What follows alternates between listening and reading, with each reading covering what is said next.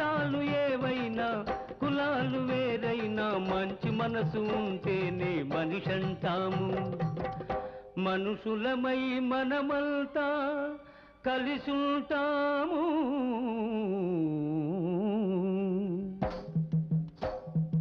అందరికీ ఒక్కడే దేవుడు, కొందరికి రహీము కొందరికి రాముడు. అందరికీ ఒక్కడే దేవుడు,